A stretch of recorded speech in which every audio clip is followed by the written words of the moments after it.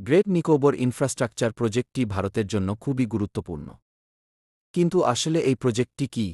আসলে এই প্রজেক্টটি আন্দামান ও নিকোবর দ্বীপপুঞ্জের সবচেয়ে দক্ষিণের অংশের জন্য পরিকল্পনা করা হয়েছে। ভারত সরকার সেখানে একটি আন্তর্জাতিক কন্টেইনার ট্রান্সশিপমেন্ট টার্মিনাল তৈরি করতে চায়। সহজভাবে বললে, গ্যালাথিয়া বেতে একটি খুব বড় বন্দর পোর্ট তৈরি করা হবে। এটি বিশ্বের অন্যতম ব্যস্ত সমুদ্রপথ মালাক্কা প্রণালীর খুব কাছাকাছি হওয়ায় এখানে অবকাঠামো তৈরি করলে ভারতের এই রুটে নিয়ন্ত্রণ ও প্রভাব অনেক বেড়ে যাবে। এই প্রকল্পের মাধ্যমে ভারত তার সামুদ্রিক নিরাপত্তা ও শক্তি আরও মজবুত করতে পারবে। পাশাপাশি আসিয়ান দেশগুলোর সঙ্গে বাণিজ্য ও সম্পর্ক বৃদ্ধি পাবে।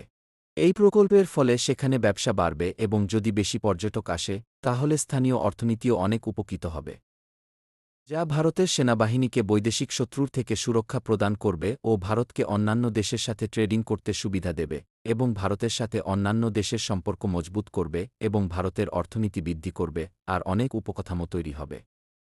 অবকাঠামো যেমন হাসপাতাল, বাহিনী, ফোর্স ও রাস্তা তৈরি হবে, যার ফলে সেখানে বসবাসকারী মানুষের জীবনমান উন্নত হবে। তবে কিছু মানুষ এই প্রকল্পের বিরোধিতা করছেন কারণ এটি পরিবেশ ও আদিবাসী জনগোষ্ঠীর উপর নেতিবাচক প্রভাব ফেলতে পারে।